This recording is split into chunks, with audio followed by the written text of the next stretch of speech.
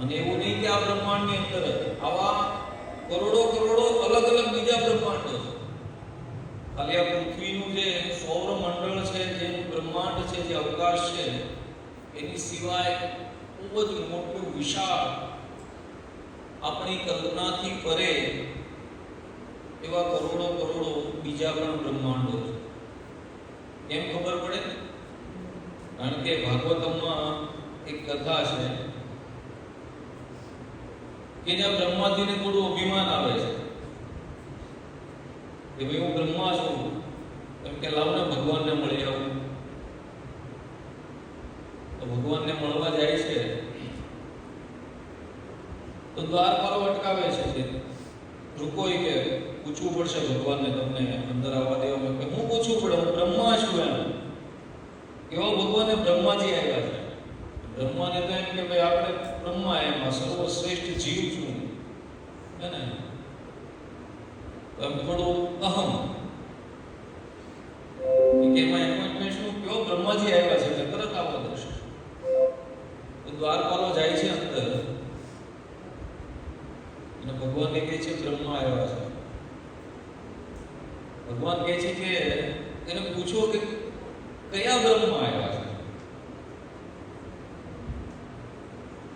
તો દ્વારપાલો જઈ પૂછે છે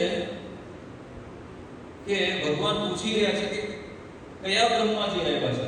એમને પૂછતા હોય બ્રહ્માજી કે એમાં શું મળી ગયા? બ્રહ્મા એટલે હોય એક જ બ્રહ્મા, બીજું કોણ બ્રહ્મા છે? કોનો મોબાઈલ છે કનેક્ટ? બર મારો હશે. તો કહે છે કે એમાં કોણ બીજા બ્રહ્મા? એમ બ્રહ્માજીને ખબર નહીં કે અનંત અનંત બ્રહ્માંડો છે ને બધા બ્રહ્માંડોના અલગ અલગ બ્રહ્માજી છે. તો છેવટે કીધું કે કઈ વાંધો નહીં, જઈને કહો કે ચતુર્મુખી બ્રહ્મા આવ્યા છે. એટલે ભગવાન કે એને આવવા દો અંદર.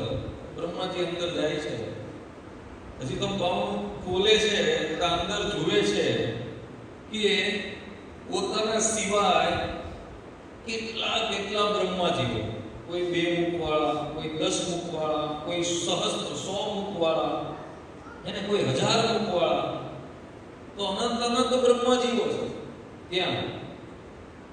અને અહીંયા બ્રહ્માજી એવો બ્રહ્મ લઈને કે ભાઈ હું પોતે સર્વે શ્રેષ્ઠ છું, પોતે બ્રહ્મા છું એમ. તો અહીંયા પણ કહે છે કે વિભિન્ન બ્રહ્માંડોમાં આપણે બધા ભમીને આવ્યા છે.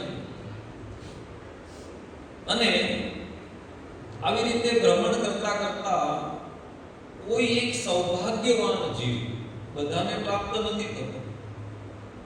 તો બધાને પ્રાપ્ત થઈ જતું હોય તો કોઈ શું કહેવાય, બહુ પેલી વાત જ નથી, મુશ્કેલી વાળી. પણ ભગવાન પણ ભગવદ્ ગીતામાં પણ કહે છે કે મનુષ્યાણામ સહસ્ત્રેષુ કશ્ચિત યતતિ સિદ્ધયે યતામપી સિદ્ધાનામ કશ્ચિન મામ વેતિ તત્વ. કે આ હજારો મનુષ્યોમાંથી કોઈ એક મનુષ્ય આ ભક્તિ માર્ગમાં આવવાનો પ્રયાસ કરે. હજારોમાંથી કોઈ એક. વળી આ કોઈ એક છે, એવા વળી પાછા હજારો ભેગા થાય. એમાંથી ભગવાન કહે છે કે એમાંથી કોઈ એક આ ભક્તિ માર્ગમાં આગળ વધી શકે. હજારોમાંથી કોઈ એક ભક્તિ માર્ગમાં આવે છે, વળી પાછા એવા 1000 ભેગા થાય ત્યારે કોઈ એમાંથી 1000માંથી એક ભક્તિ માર્ગમાં આગળ વધી શકે છે. અને વળી પાછા કોઈ એવા હજારોમાંથી એક ભગવાનને તત્વથી જાણી શકે. એટલે કહેવાય ને કે બહુ વિરલા એમ. હજારોમાંથી એક, એવા 1000 ભેગા થાય એમાંથી એક, અને વળી પાછા એવા 1000 થાય એમાંથી એક. ભાગ્યે જ કોઈ મને તત્વથી જાણી શકે છે. તો यहाँ पर કહે છે કે આવો કોઈ સૌભાગ્યવાન જીવ જે શ્રી ગુરુ और श्री कृष्णની અહેતુકી કૃપાથી ભક્તિ લતાના જે બીજ છે, જે અંકુર, કે આપણા હૃદયમાં પ્રસ્થાપિત કરે છે તો એવી શ્રદ્ધાને પ્રાપ્ત થાય. તમે જુઓ સેમિનારમાં આપણે કેટલા લોકો આવતા હતા, બહુ બધા, હે ને? એમાંથી કેટલા લોકો ભક્તિ માર્ગમાં આગળ વધવાનો પ્રયાસ કરી રહ્યા છે, હે ને? અને એમાંથી પણ આપણે બધા તો કન્ટિન્યુ રહેશું, પણ આવા અગણિત, હું લગભગ 2013 થી જોયું છે કે બહુ બધા લોકો ભક્તિથી આકર્ષિત થાય, અને બહુ બધા લોકો શરૂઆતમાં તો હરિ બોલ, હરે કૃષ્ણ, પણ જેવા 2, 4, 6 મહિના, 8 મહિના થાય એટલે ઘણાને આ ઉગ્રો જે હોય એ કેવો થઈ જાય, શમી જાય. કારણ શું? કે એટલો બધો ભાગ્યવાન નથી આપણા જેટલો કે જેને ગુરુ એટલે કે સાધુઓની કૃપા પ્રાપ્ત થઈ. તો આગળ કહે છે, કોણ ભાગ્યકારો સંસાર ક્ષયોન્મુખ હરે, સાધુ સંગે તરે કૃષ્ણ રતિ ઉપજય. શું કહે છે? તો બહુ સુંદર શ્લોકો છે ચૈતન્ય ચરિતામૃતના. એ છે કે ભક્તિની પીએચડી બુક છે ચૈતન્ય ચરિતામૃત, પીએચડી બુક. અને પીએચડી બુક યાની પરાકાષ્ઠાનું જ્ઞાન. સમજો, ભક્તિ માટે જે પરાકાષ્ઠા, જે એકદમ હાયર લેવલનું જે જ્ઞાન છે એ છે ચૈતન્ય ચરિતામૃત. એ છે કે સંસારમાં ભ્રમણ કરતા કરતા જ્યારે કોઈ જીવનો સંસારમાં ક્ષયોન્મુખ થાય છે ત્યારે ભગવાનની કૃપાથી સાધુ સંતની પ્રાપ્તિ થાય. શું થાય છે? સંસારમાં ભણતા જ્યારે આપણા ભાગ્યનો ઉદય થાય છે, આપણી સુકૃતિઓનો ઉદય થાય છે, અને આપણા સારા કર્મો, આપણી જે અજાણતા થઈ ગયેલા જે કર્મો છે, જે સુકૃતિના રૂપમાં, હે ને, અથવા જાણતા પણ, તો એનો જ્યારે ઉદય થાય છે ત્યારે ભગવાનની કૃપાથી આપણને સાધુઓનો સંગ મળે છે. સાધુ એટલે કે વૈષ્ણવ ભક્તોનો સંગ મળે. અને આ સાધુ સંગના દ્વારા તેને કૃષ્ણ ભક્તિના પ્રત્યે, સાધુ સંગના દ્વારા કૃષ્ણ ભક્તિના પ્રત્યે ક્રમશઃ શ્રદ્ધા, નિષ્ઠા, रुचि, आसक्ति और रति उत्पन्न થાય. તો આપણે અહીંયા આવીએ છીએ તો શા માટે આવે? આપણને ઠાકોરજી ઉપર શ્રદ્ધા છે, આપણને આપણા ગુરુદેવ ઉપર શ્રદ્ધા છે કે નહીં? તો ધીમે ધીમે આ જે લેવલ છે, જે સ્ટેપ છે, પ્રથમ સ્ટેપ છે શ્રદ્ધા, પછી છે નિષ્ઠા, પછી રુચિ.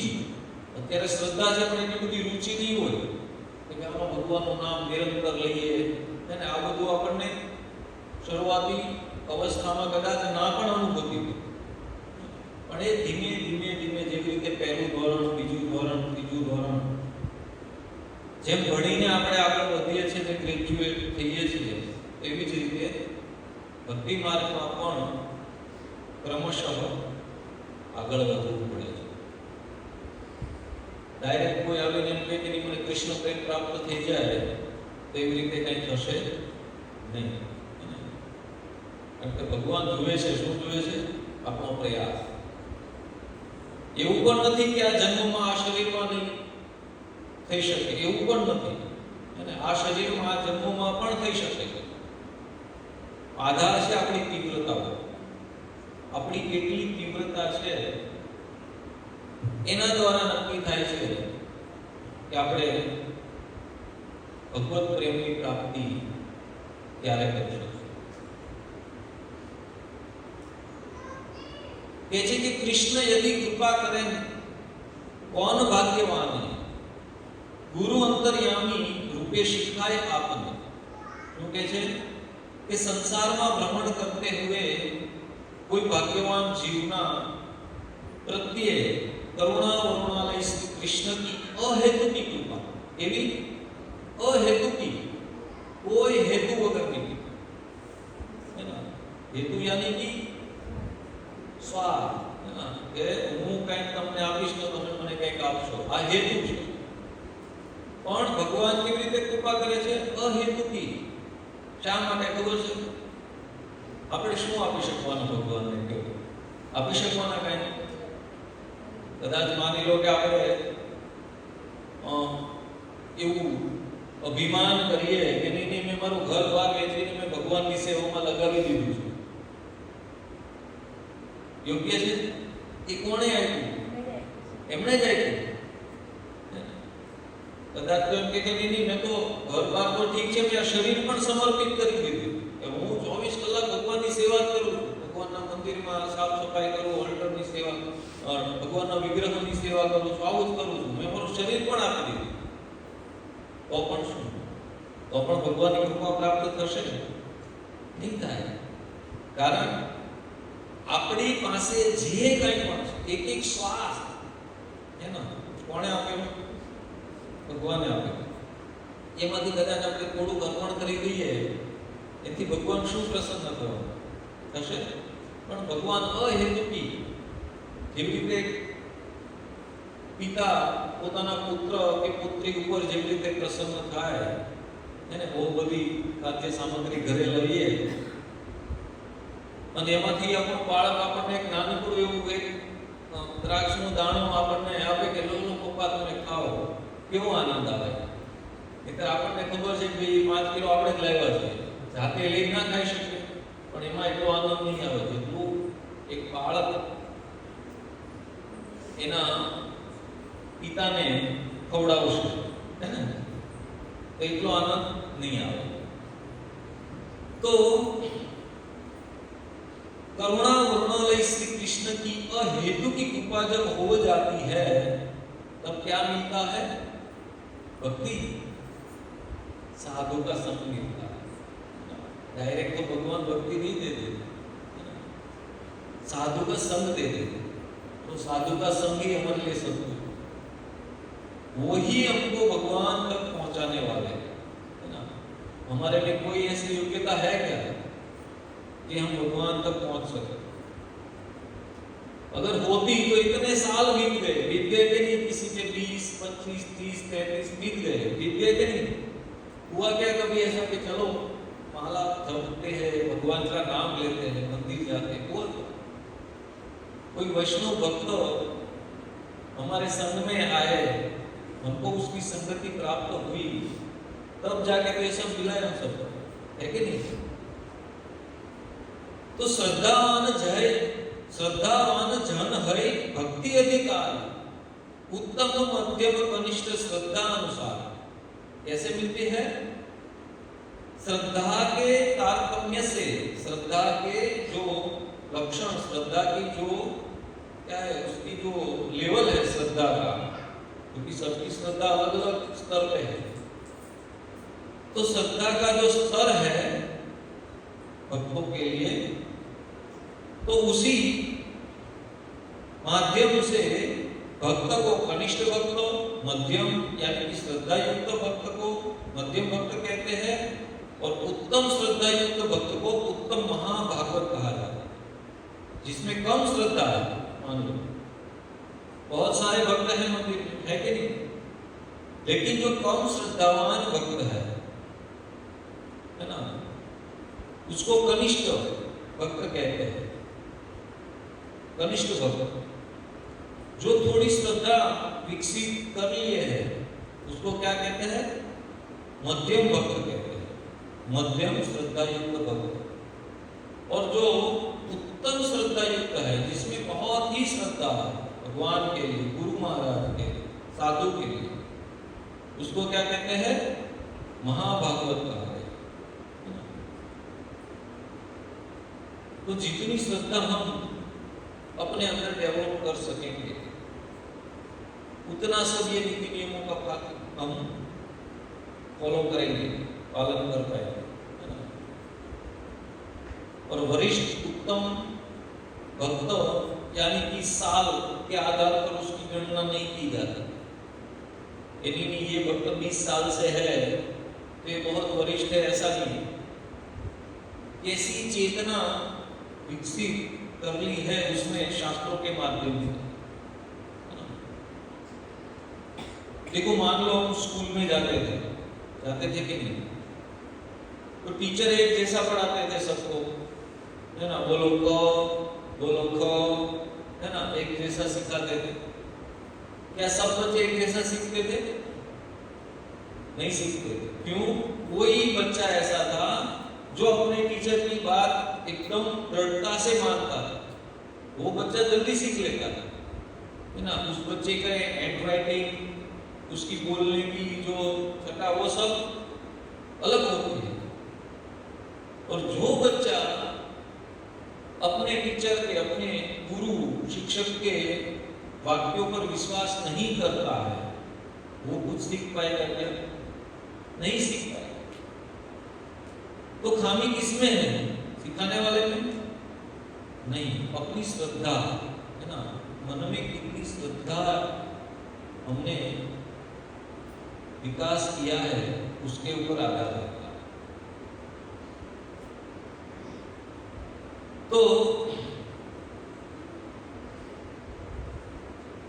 श्रद्धा शब्द विश्वास कहे सुदृढ़ निश्चय, कृष्ण भक्ति के लिए सर्व कर्म कृत है।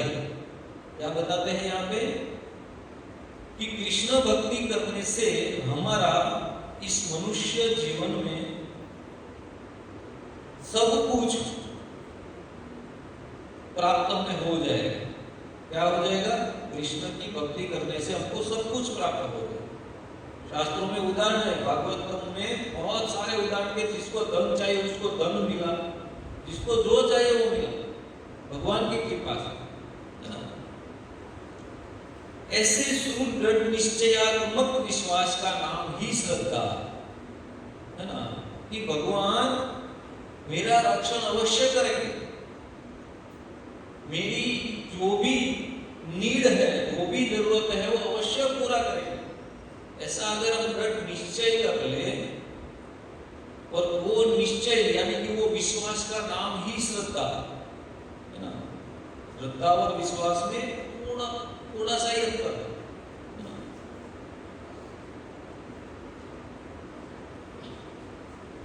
तो इसीलिए कृष्ण भक्ति का जन्म स्थान, है ना, यानी कि साधु का संग, है ना। साधु का संग जहां हो जाए, समझो कि वहां हमारी कृष्ण भक्ति का जन्म हो रहा है। वही साधु संग कृष्ण भक्ति को श्रवण कीर्तन के माध्यम से हमारे जीवन में सींच करके जो भक्ति लता का बीज है उसको क्या करते हैं? उसको अंकुरित करते हैं और उसका विकास करते हैं, है ना। और वही आगे जाकर हमारे जीवन में कृष्ण प्रेम में परावर्तित होने वाला है। जो साधु या गुरु के शब्दों के ऊपर जो श्रद्धा है, जो विश्वास है, उनमें जो अनुरक्ति है, उसी के आधार पर हमें कृष्ण प्रेम की प्राप्ति होने वाली है।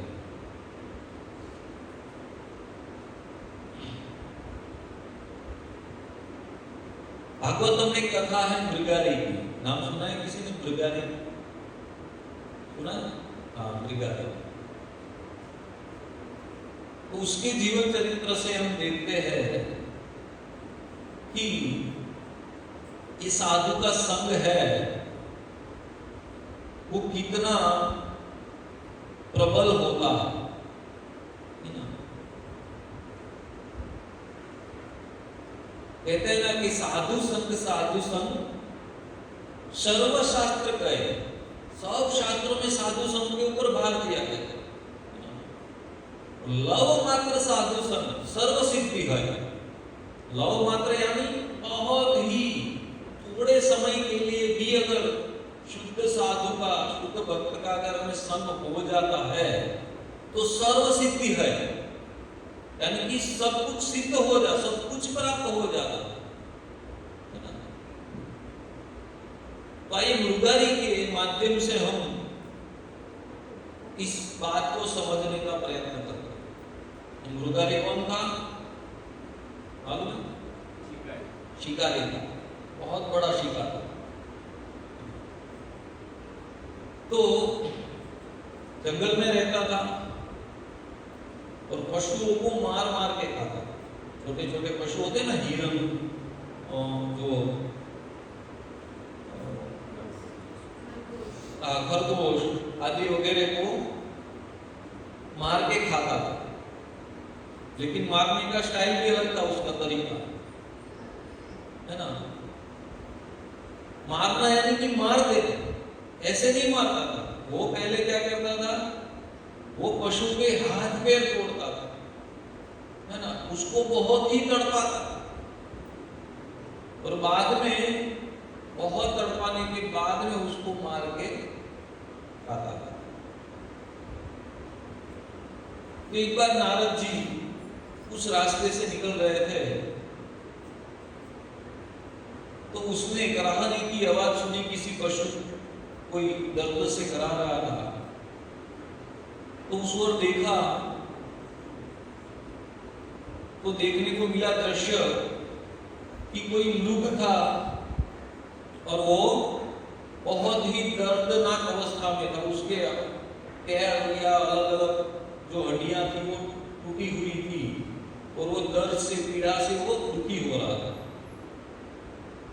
ये नारद जी का तो साधु स्वभाव, उसके आंख में पानी आ गया कि एक जीव कितना दुखी हो रहा है।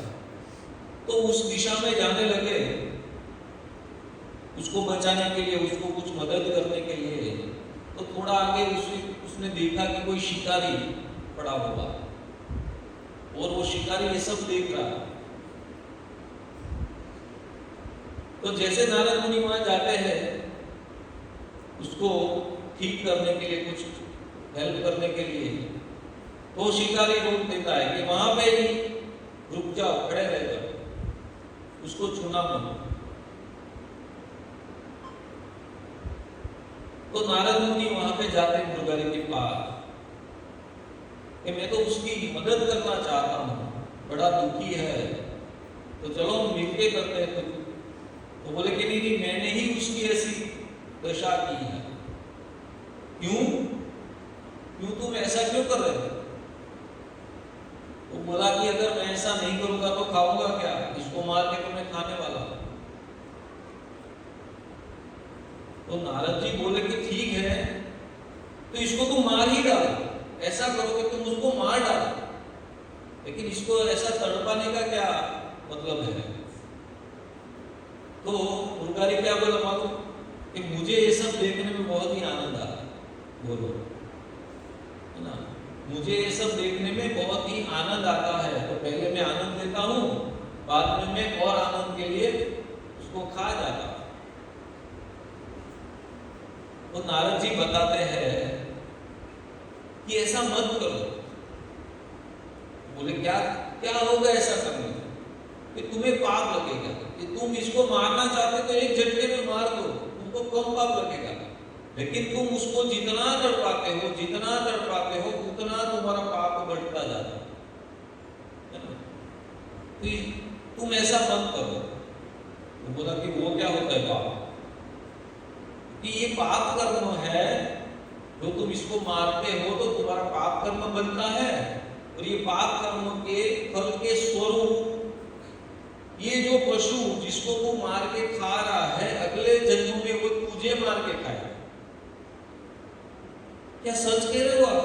मृगारी कहते हैं, क्या सच कह रहे हो? हाँ, एकदम सत्य है। तुम इसको मारोगे और खाओगे तो ये भी अगले जन्म में तुम्हें मार के खाने वाला है, निश्चित है। तुम इसको जितना दुखी करते हो उतना ही वो तुम्हें दुखी करेगा। तो तब तो वो पीला पड़ गए, उसको पछी क्या बोलते, उसको पूरे शरीर से रेपजेब हो गया, उसको पसीना छूट गया। तो बोले कि मैंने तो हजारों पशुओं को मार के खाया है, हजारों को ऐसे मौत दी है तड़पा तड़पा। तो क्या मैं भी इन लोगों के हाथों हजारों बार मरूंगा? कहा तुम इन लोगों के हाथों हजारों बार तुम जन्म लोगे और हजारों बार मरोगे। तो तब वो एकदम भयभीत हो गया कि मुझे तो आज तक किसी ने बताया ही नहीं कि ये सब होता है। जंगल में रहने वालों को कौन बताएगा? चलो बताएगा कोई नहीं, क्या अच्छा है क्या नहीं अच्छा है ना?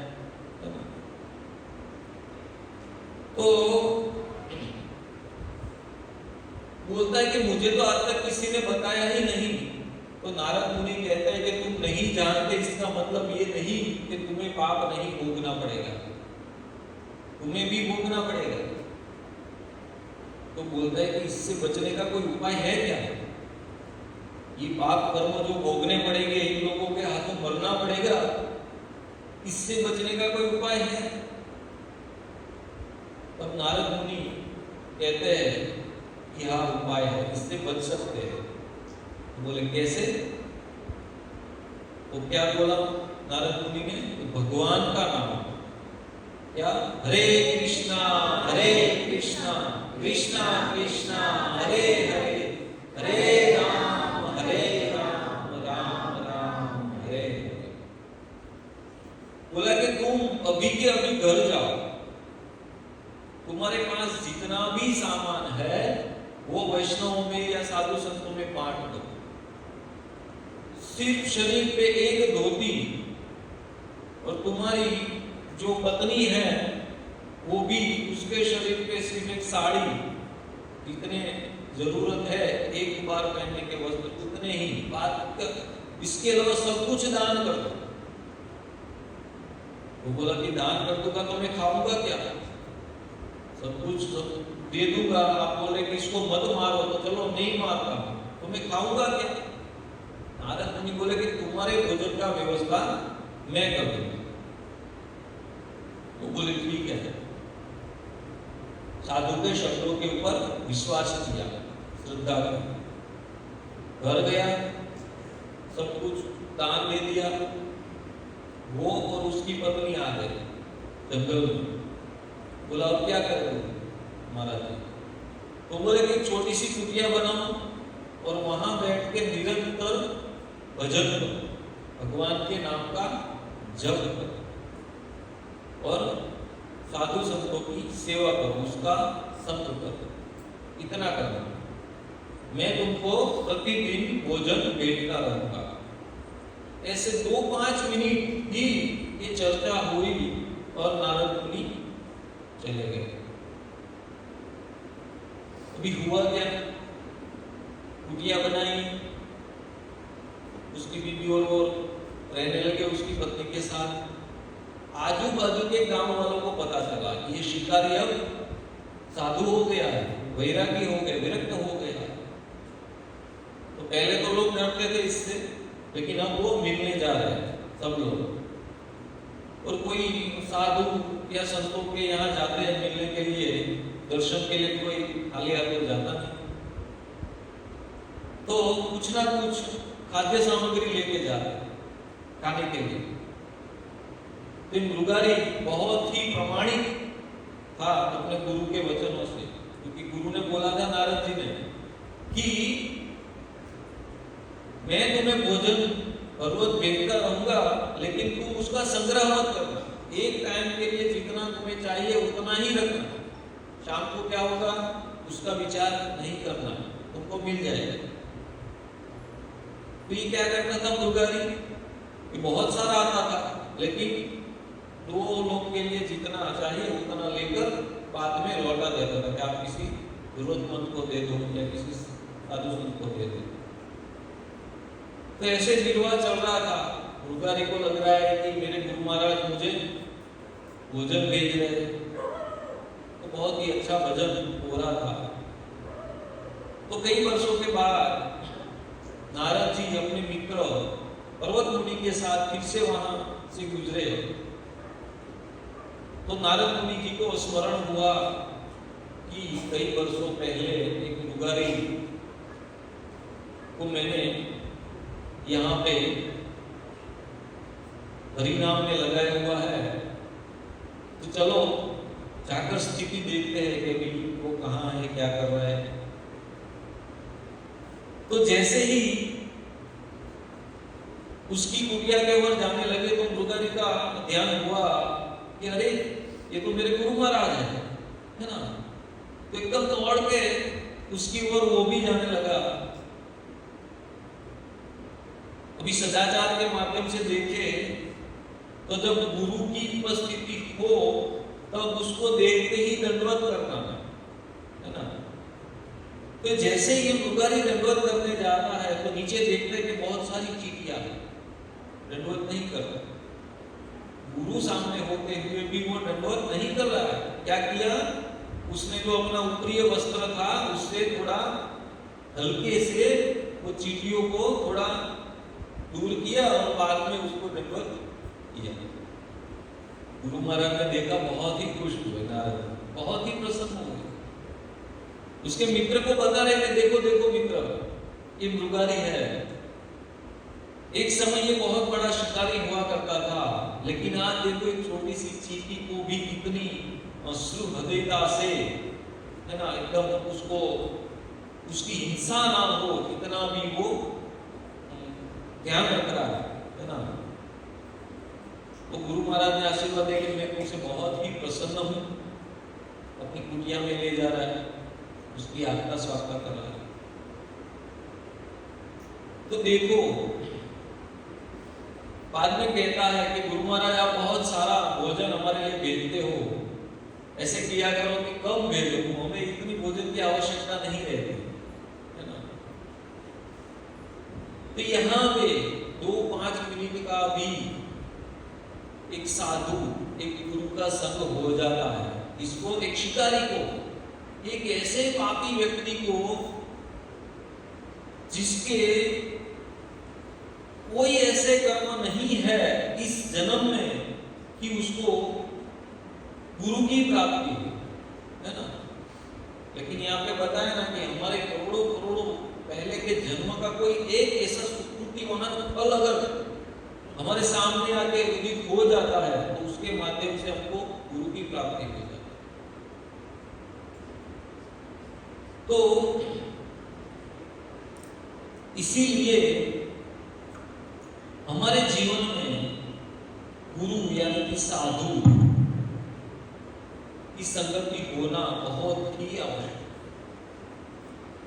वरना हमको कौन रास्ता दिखाएगा तो अपनी मन गढ़ंत तरीके से हम अपना जीवन जीते जाएंगे, जीते क्या बर्बाद करते जाएंगे। बर्बादी तो ही करते हैं। जीना किसको बोलते हैं? कृष्ण के लिए जीना, उसी को जीना बोलते हैं, वरना तो इस समय या शक्ति की बर्बादी है, शास्त्र बताता है। तो बहुत ही अलग अलग शास्त्र में साधु संत की महिमा को कहां तक बताया गया है कि एक श्लोक में बताते हैं, गर्ग संहिता का बहुत ही सुंदर श्लोक है जिसमें बताया गया है कि गंगा पापम शशि तापम, गंगा पाप को हर लेती है ना।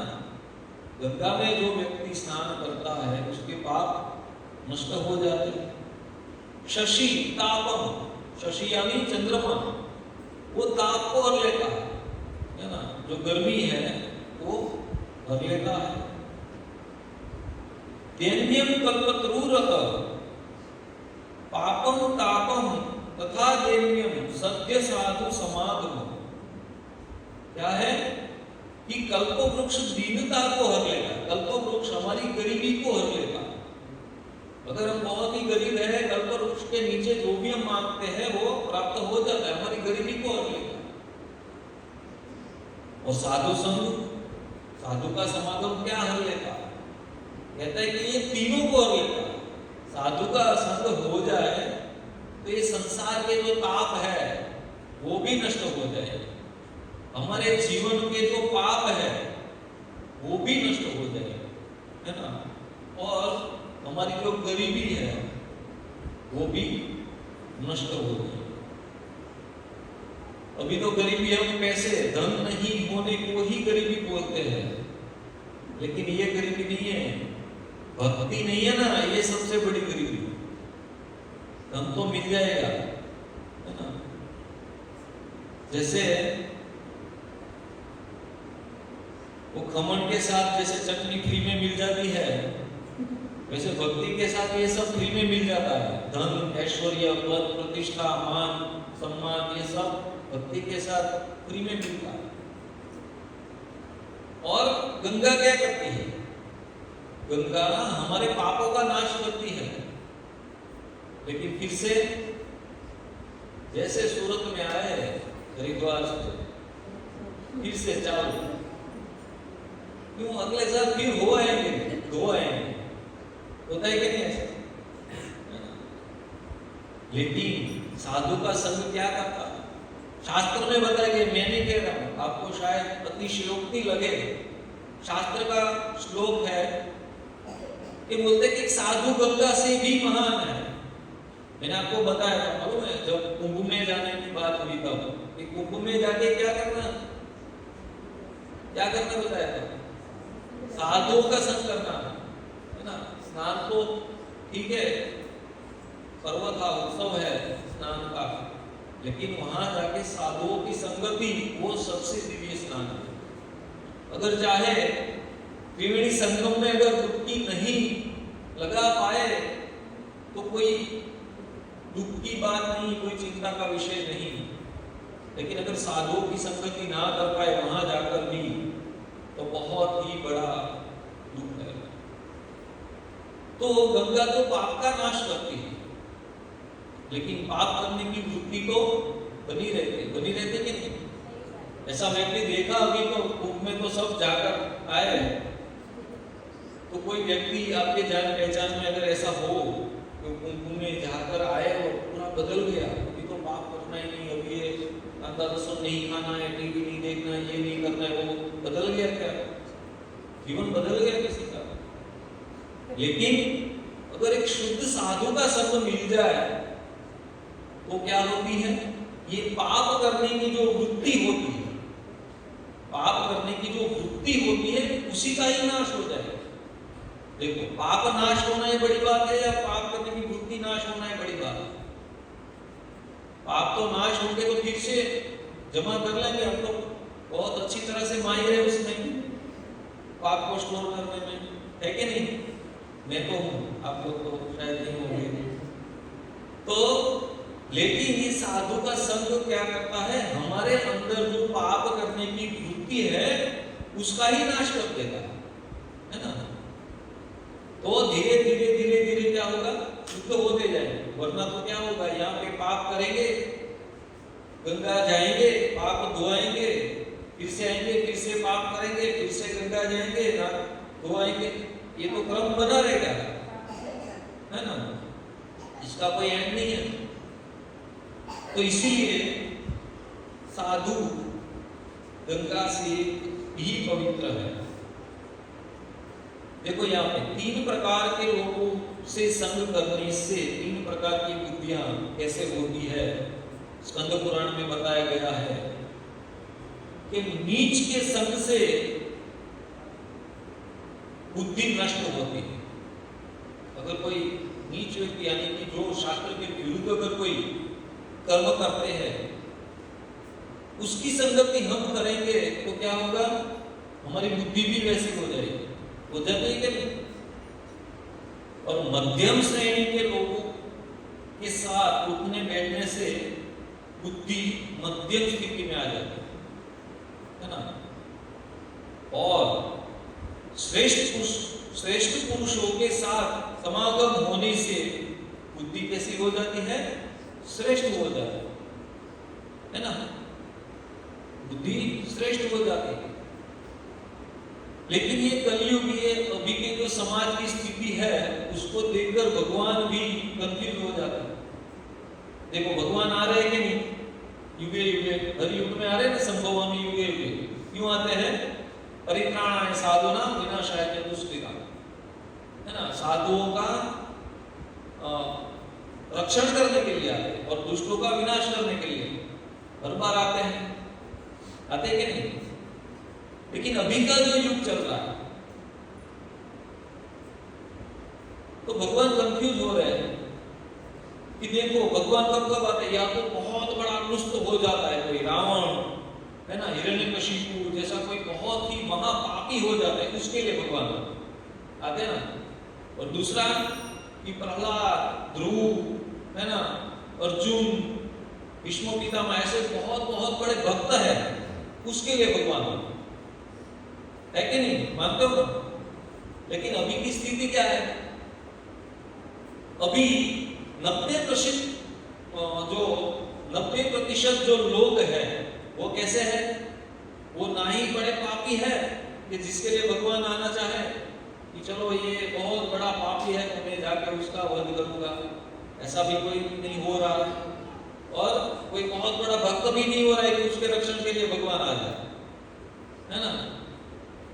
कोई कोई भक्त का प्रश्न होता है, बातचीत करते हैं कि प्रभु इतने दिनों से, इतने महीनों से, सालों से भक्ति कर रहे हैं, लेकिन ये भगवान क्यों कष्ट देते रहते? फिर भी भगवान हमको बचाते क्यों नहीं इस कष्टों से?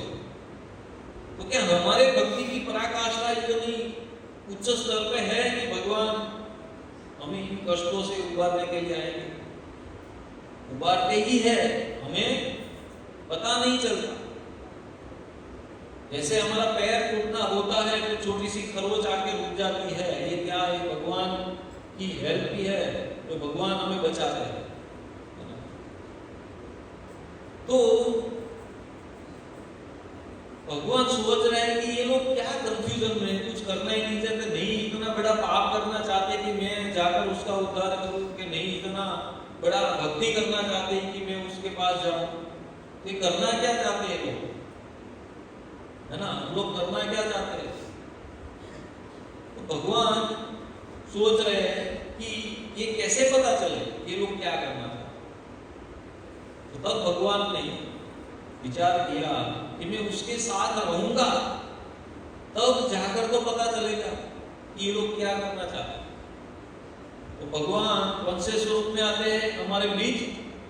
साधु के स्वरूप में आते हैं, है ना। जैसे हमारे श्री प्रभुपाद जी आए, देखो कितने कितने लोगों का उद्धार किया उसने। आज पूरी दुनिया में कोई ऐसा देश नहीं है जहां लोग कृष्ण को नहीं जानते, है ना।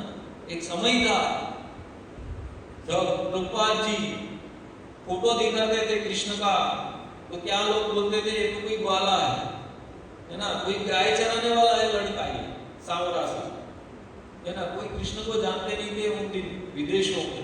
लेकिन आज हर देश में हर कोई व्यक्ति कृष्ण को जानता है। कैसे? प्रभुपाद जी के माध्यम से। ये संत आते हैं हमें भगवान के धाम में ले जाने के लिए। तो यहां पे बताया गया है कि वास्तविक साधु कौन है ना। साधु तो बहुत सारे हमको दिख जाते हैं, रोड पे ठेला लेके घूमते हैं इधर उधर, है ना। लेकिन वास्तविक साधु कौन है? तो स्कंद पुराण का ही बहुत सुंदर श्लोक है कि जो निष्काम भाव से किसी के ऊपर उपकार करता, निष्काम भाव से, कोई सकाम भाव नहीं, निष्काम भाव से, मुझे कुछ नहीं चाहिए, मैं तुम्हें देता, मैं तुम्हें भक्ति देता हूं, मैं तुम्हें भगवान के लिए ज्ञान देता हूं, भगवान, वही साधु कहलाता है। जो किसी वस्तु की इच्छा रखकर कार्य करता है उसकी साधुता में कौन गुण है? जो किसी वस्तु के लिए किसी के ऊपर कार्य करता है तो शास्त्र बताते कि उसकी साधुता में कौन सा ऐसा गुण है जिसको साधु कहा है? निष्काम भक्ति, निष्काम भाव से अगर किसी के ऊपर हम कार्य करते हैं या उसकी सेवा, उसकी हेल्प करते हैं, तो इसीलिए चैतन्य महाप्रभु ने अपने उपदेशों में 5 मुख्य अंग दिए गए हैं, 5 प्रकार के आदेश स्पेशली हम सबको महाप्रभु के द्वारा बताए गए हैं, जो हमारी भक्ति में प्रगाढ़ होने के लिए उपयोगी है। कौन से है? साधु संग नाम कीर्तन भागवत श्रवण, साधु संग नाम कीर्तन भागवत श्रवण, मथुरावासी श्री मूर्ति श्रद्धाए सेवन।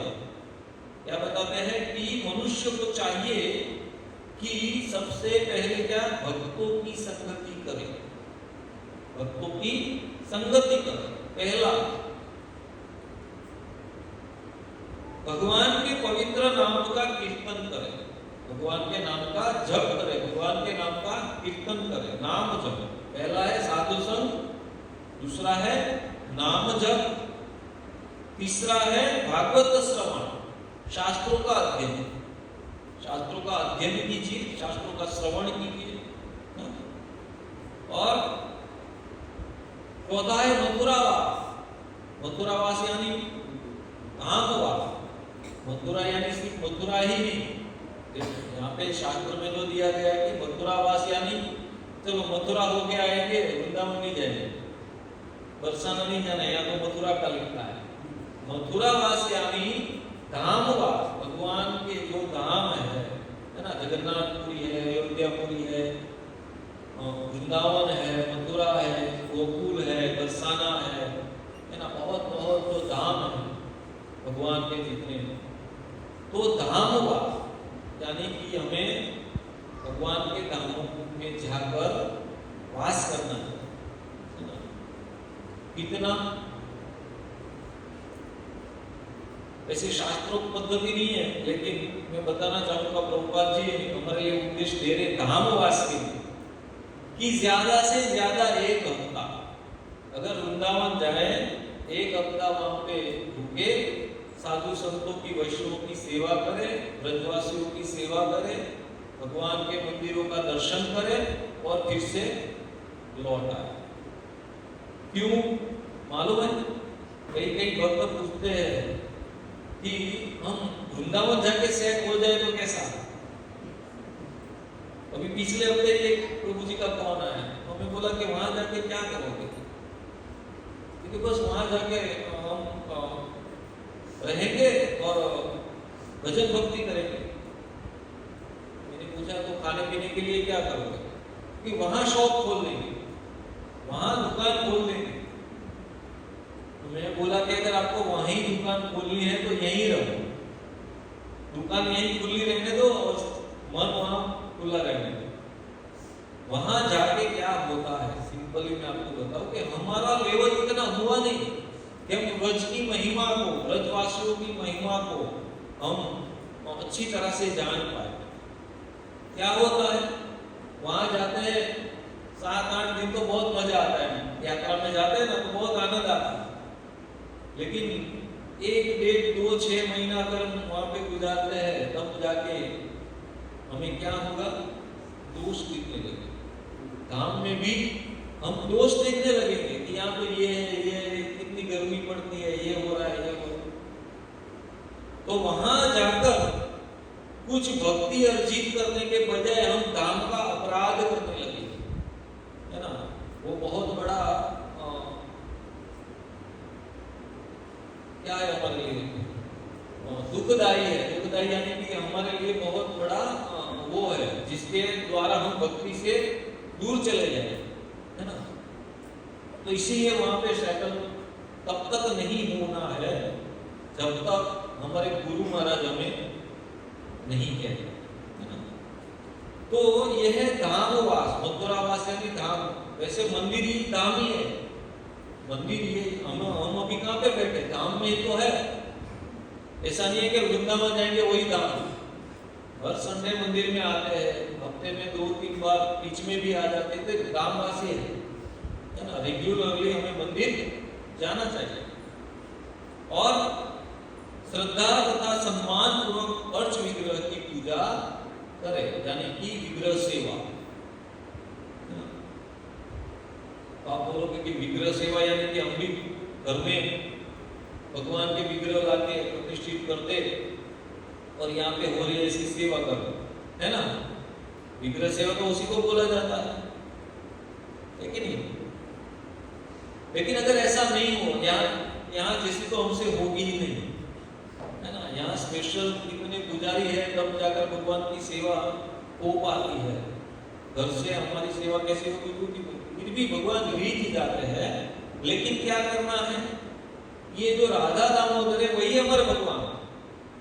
यहाँ सुबह में मंगला आरती हो रही है, पुजारी आरती कर रहे हैं और हम खड़े होकर उसके दर्शन कर रहे हैं, तो सेम उतना ही फल हमको मिलेगा जितना जो पुजारी आरती उतार रहे हैं उसको जितना भक्तिमय फल मिलेगा उतना ही हमको भी मिल जाएगा। ऐसी इच्छा नहीं रखी कि हम भी आरती उतारेंगे भगवान, ऐसा नहीं, हम उसमें सम्मिलित है तो हमें भी उतना फल प्राप्त हो जाए। तो विग्रह सेवा यानी कि रेगुलरली मंदिर में आकर जब भी भगवान की आरती हो रही है तो उसमें सम्मिलित हुए, घर में रख के तो भी ठीक है ना, लेकिन वरना यहाँ पर आकर करना चाहिए। तो यहाँ पे बताया गया है, ये भी जो बात हुई कि उत्तम भक्त कौन है, मध्यम भक्त कौन है और अभी जो कनिष्ठ भक्त कौन है, तो यहाँ पे बताया गया है श्रीमद् भागवतम में कि सर्वाधिक उत्कृष्ट भक्त हर वस्तु के भीतर समस्त आत्माओं के आत्मा भगवान कृष्ण को देखा। उत्तम भक्त के लक्षण क्या है, सुन लीजिए। उत्तम भक्त कैसा होता है, क्या बताया है कि हर आत्मा के भीतर, है ना, कि हर वस्तु के भीतर भगवान श्री कृष्ण को देखता है, इसमें मेरा श्री हरि है ना। जैसे किसने देखा था, हाँ ठीक से बोलिए, राधा जी और प्रहलाद महाराज। हिरण्यकशिपु पूछ रहे कि क्या इस खंभे में तुम्हारा भगवान है, क्या कहते हैं प्रहलाद महाराज, हाँ इसमें भी है मेरे, है ना। हर वस्तु के भीतर भगवान को देख रहा है और फल स्वरूप वह हर वस्तु को भगवान से संबंधित देखता है। हर वस्तु को, हर वस्तु के भीतर भगवान को देखता है और हर वस्तु को भगवान के संबंधित देखता है। समझ पा रहे हो, हर वस्तु को भगवान के संबंधित कैसे देखना है, कोई बता पाएगा? जैसे मान लो कि माइक है तो भगवान के संबंधित इसको कैसे देखना कि इसको भगवान की सेवा में कैसे लगाना। हमारे पास जो भी है उसको भगवान की सेवा में कैसे लगाया जाए, इसको कहते हैं कि हर वस्तु को भगवान के संबंधित देखना।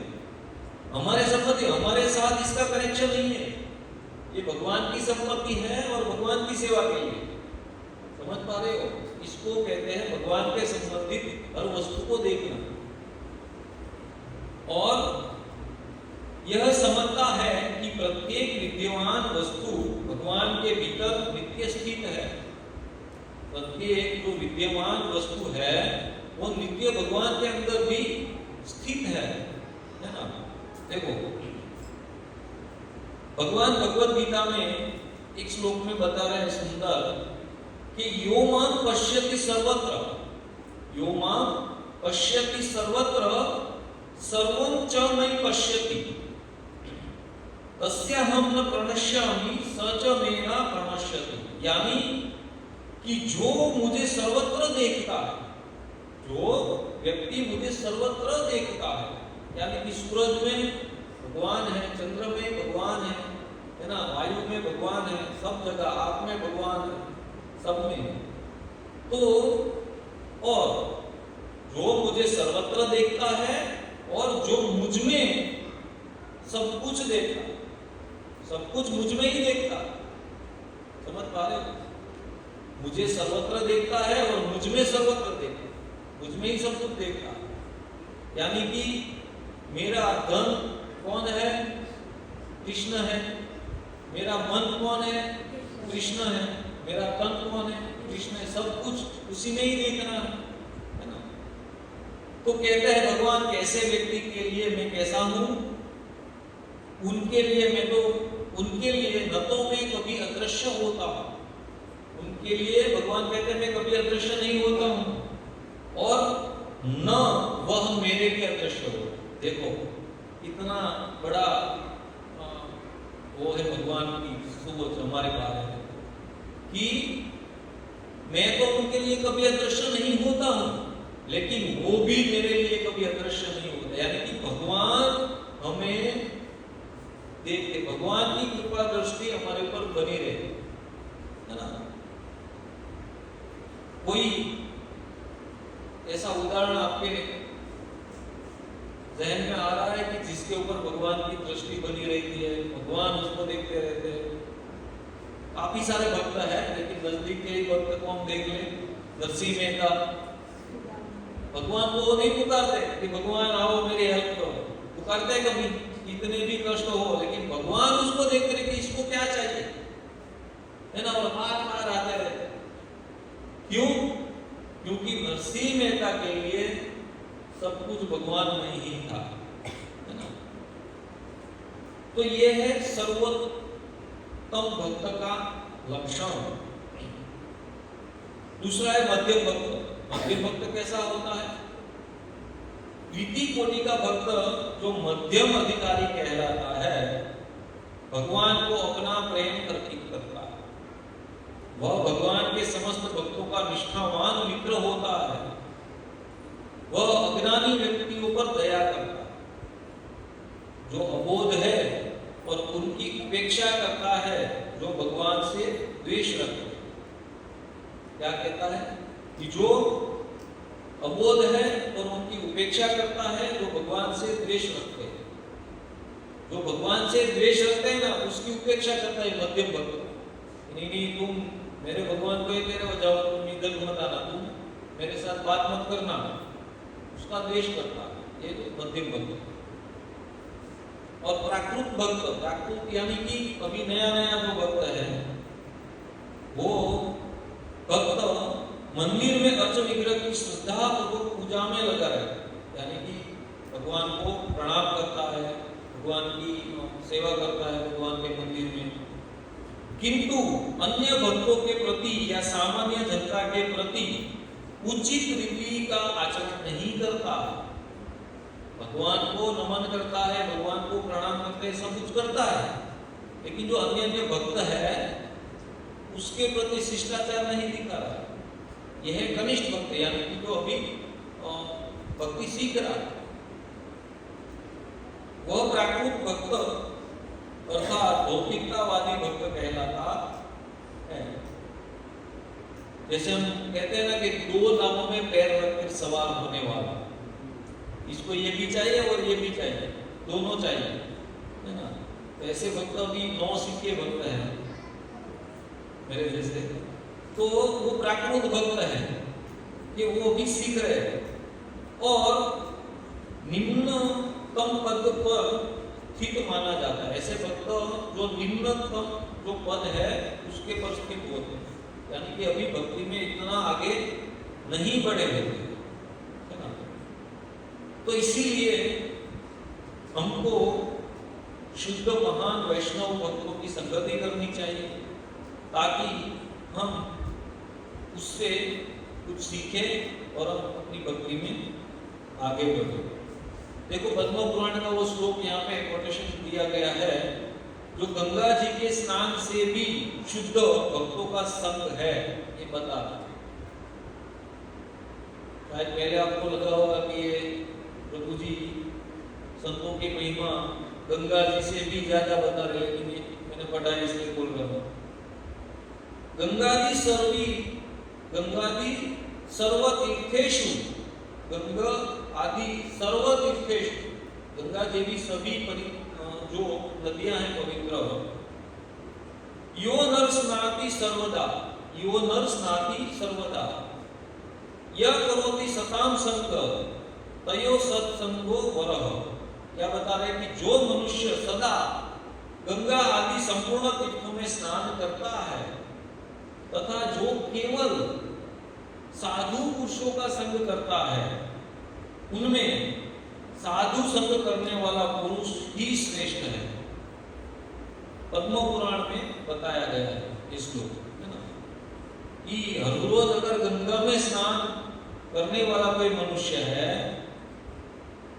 और कोई मनुष्य ऐसा है जो गंगा से दूर रहता है लेकिन साधुओं की संगत भी करता है, तो उन दोनों में से कौन श्रेष्ठ है? तो यहाँ पे बताया गया कि गंगा में स्नान करने वाला जो मनुष्य है उससे भी साधुओं की संगति करने वाला जो मनुष्य है वो सर्वश्रेष्ठ है ना। तो इसलिए साधुओं यानी कि साधु की संगति में, साधु संग में बहुत ही बल दिया गया शास्त्रों में, है ना। क्योंकि हमारे पास यही एक आधार है, बाकी तो सबके पास नाम है कि नहीं। हरे कृष्णा महामंत्र कोई गुप्त तो है नहीं, मोनोपोली वाला तो कोई है नहीं। प्रभुपाद जी ने पूरे विश्व को दे दिया कि चलो हरे कृष्ण जपो और आनंद में रहो, कृष्ण के भक्त बनो। तो क्यों जाना साधु के संग में, क्यों शरणागति लेना, नहीं कर पाए। पूरे विश्व में सबको मालूम है, फिर भी क्या लोग कर पाते हैं, नहीं कर पाते। सबको मालूम है कि हरे कृष्ण महामंत्र है, कृष्ण प्रसन्न होंगे, लेकिन फिर भी नहीं हो पाता। तो इसीलिए साधु की संगति करनी है, उससे शरणागति प्राप्त करनी है ना, गुरु महाराज से दीक्षा प्राप्त करनी है और भक्ति में आगे बढ़ना।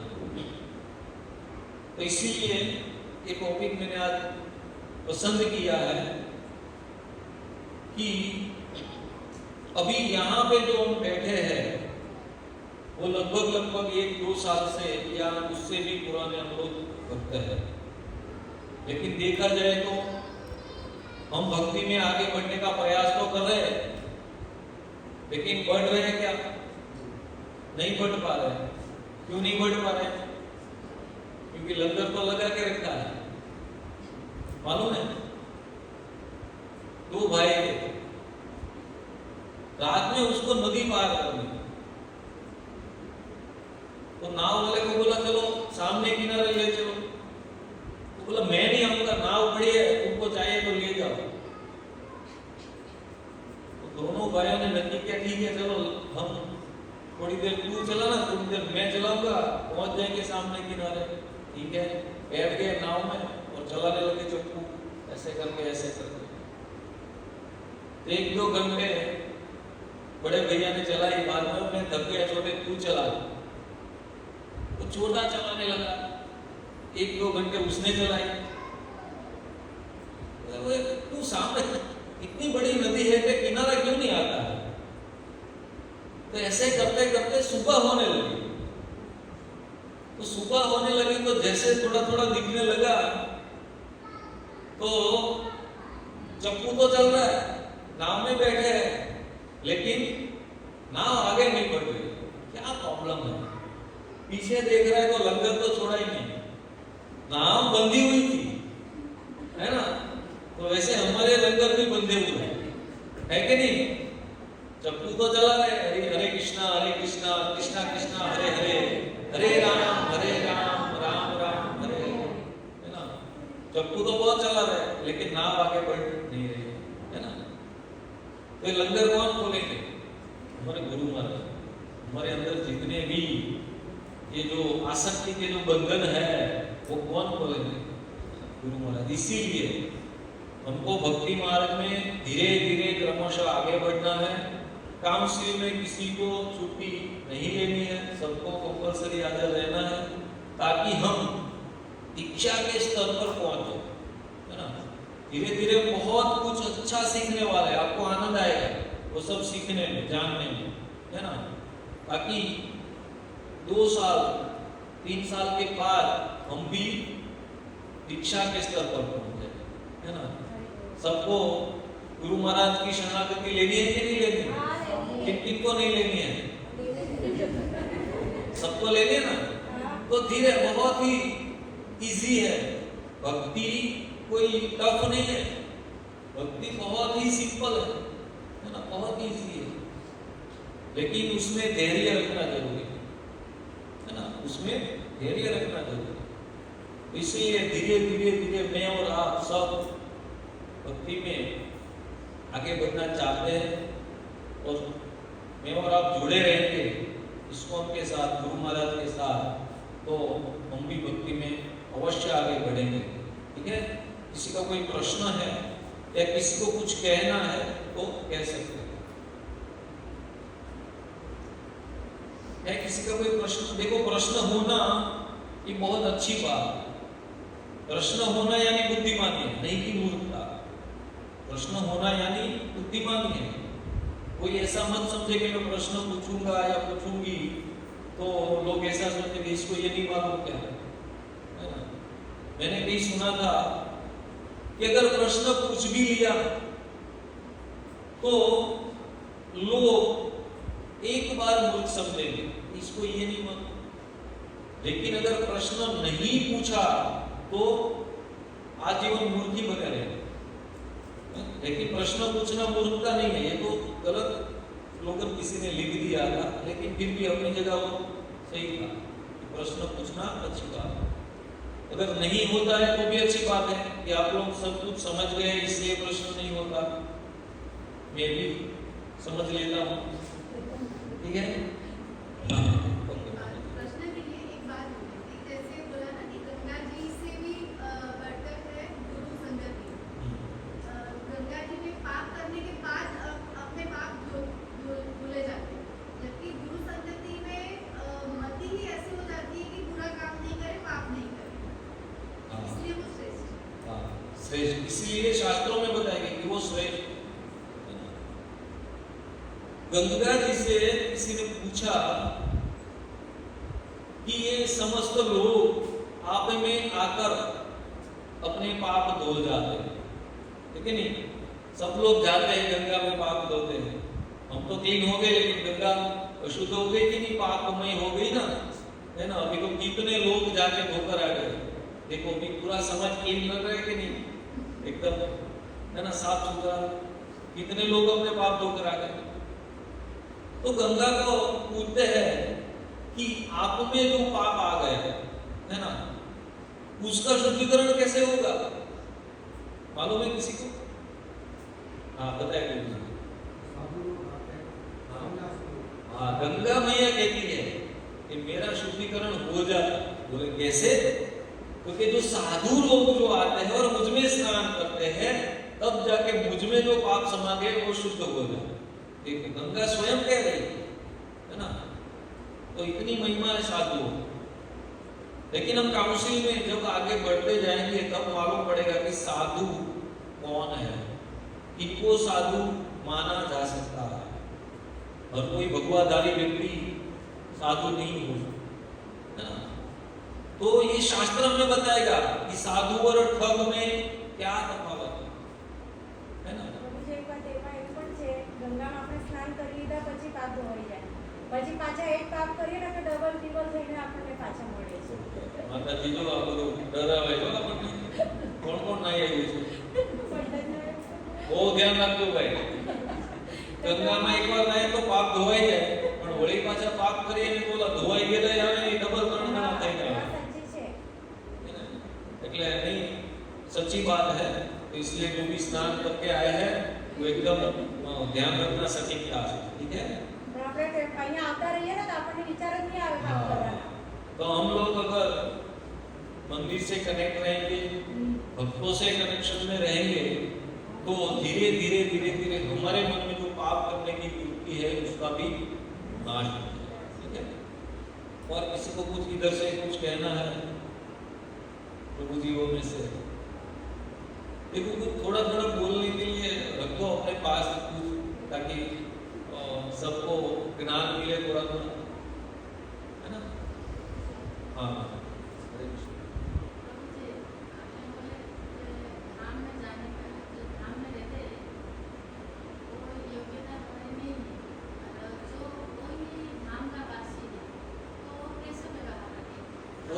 पहले से वहां पे, अच्छा पहले से वहां पे वो कृष्ण की इच्छा से, है ना, पहले से वहां पे है ना, तो वो भगवान की इच्छा है। और धाम में जाकर जब हम वृंदावन जाते हैं तो बहुत कुछ वहां देखने को मिलता है ना। लेकिन हमें दोष दृष्टि रखनी, क्योंकि वो सभी भगवान की सेवा में हेल्पर है, भगवान की सेवा में सहायक है। वहां के पशु है, वहां के जो तृण है, घास है, वो भी भगवान के सेवक है। हमसे करोड़ों करोड़ों गुना दिव्य है वो, है ना, ऊपर के लेवल में है कहने का मतलब। तो वहां पे जाकर जो धामवासी है, जो ब्रजवासी है, उसको कभी भी दुख पहुंचाना नहीं है। क्या करते हैं हम, अरे तुम तो 20 रुपये भाड़ा लेते हो, ऐसे करके वो लड़ झगड़ पड़ते हैं ऑटो वाले के साथ या के साथ, है ना। ऐसा नहीं करते, 10-20 ज्यादा जाए तो काम कर सकते, है ना।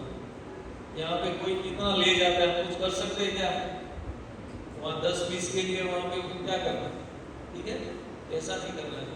तो वहाँ पे जो पहले से ही स्थित है वो ठीक है, लेकिन जिसको वहाँ पे स्टेबल होना है अपने गुरु महाराज की अनुमति लेकर ही वहाँ पे परमानेंट होना चाहिए। और शास्त्र में बताया गया है कि यहाँ रहकर भी अगर हमारे मन में वृंदावन है तो हम वृंदावन में, और वृंदावन में होकर भी, वृंदावन में रहकर भी अगर हमारा मन वृंदावन में नहीं है, इधर उधर है कि वहाँ सूरत में क्या हो रहा होगा, गंगा वो मशीन ठीक से चला रहे होंगे कि नहीं, और वापिस सूरत जाऊंगा तो सेठ बिठाएंगे कि नहीं, के रजा दे देंगे, ऐसा सब कुछ चल रहा है, तो हम वृंदावन में होकर भी वृंदावन में नहीं है ना। तो सब खेल किसका है? भाव का है, मन का है। हमारा मन जहाँ है वहाँ हम, इसलिए यहाँ रहकर भी अगर हम अपने मन में वृंदावन खड़ा कर सकते हैं तो हम वृंदावन में ही हैं, ठीक है। हरे कृष्ण। जगत गुरु श्रील प्रभुपाद की। हरे कृष्णा कृष्णा कृष्णा हरे हरे, हरे राम राम राम हरे हरे, हरे कृष्णा कृष्णा कृष्णा हरे हरे, हरे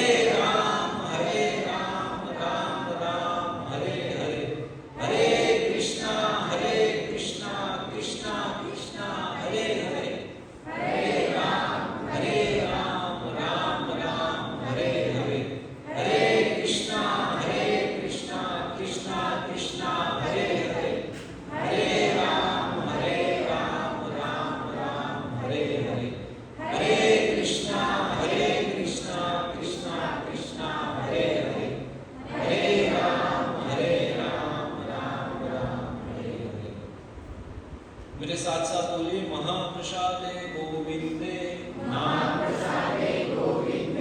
नाम ब्राह्मणे वैष्णवे स्वल्पं पुण्यं व्रतं राजन् विश्वासुनेव जायते। जय श्री कृष्ण चैतन्य प्रभु नित्यानंद